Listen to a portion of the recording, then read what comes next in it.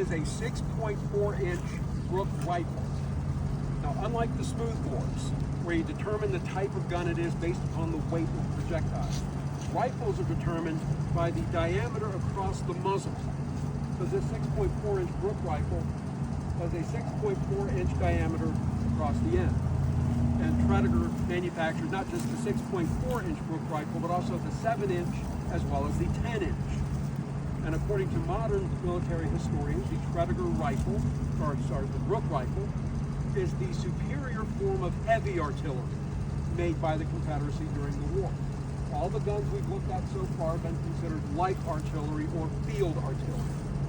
Each barrel weighs in the neighborhood of about 1,100 to 1,200 pounds. And it means that once it gets on the battlefield, you can move it around. You can put it wherever you need it. Heavy artillery is just the opposite. It is fixed point. Once it gets into position, it's not going anywhere. When you consider that this gun weighs 10,600 pounds, and it's the smaller of the three Brook rifle varieties, you're not dragging that thing around when you don't have to. Transport it as far as possible by rail, and then I don't know how they're moving them from the rail lines yet, because they were weighing down and breaking rail cars. So I don't know what they're going to be using to transport them from there. But it's able to fire an 80-pound projectile 4.5 miles. Oh, wow. And it takes 18 pounds of black powder to do that. Powder that will be exploding here in the breach area. Now, one of the reasons behind its superiority is its design, and more importantly, its designer. A Confederate Navy lieutenant named John Mercer Brooke, a Virginian, so he followed his home state into secession, resigning his commission in the U.S. Navy and casting his lot with the Confederate Navy. Posted here to Richmond in 1861, he began the process of having his gun being put into production. And Tredegar will be the first, that is here in Richmond after all, and one of only two foundries to make the Brook rifle. The other one being the Confederate Navy Works in Selma, Alabama. So we have a gun that's developed by a Navy officer, and a very talented one at that, according to one Union admiral. The greatest loss suffered by the U.S. Navy to the Confederate Navy was the loss of John Mercer Brooke.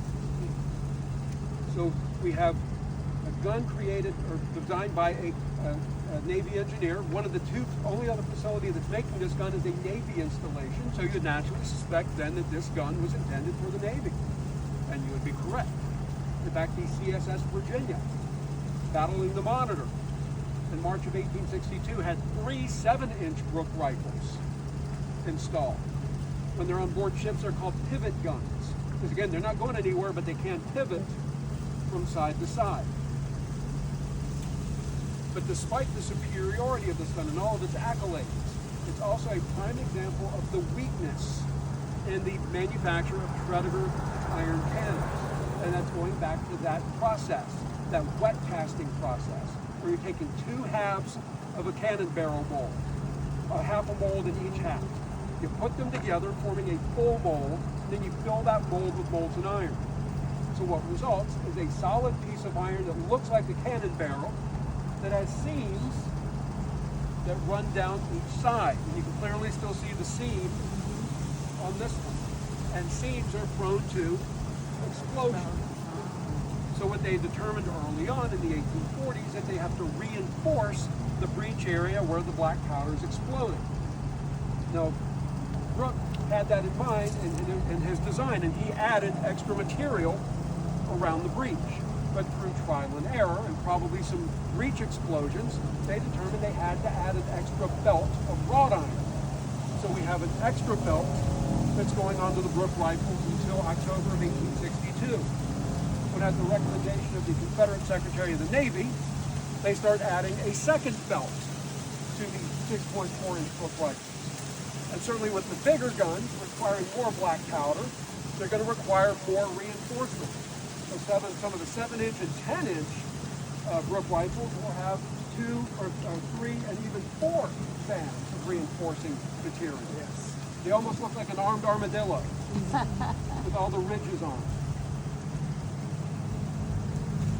But this gun was not recovered or salvaged from a Confederate warship. It was recovered from the Confederate fortifications just south of Richmond.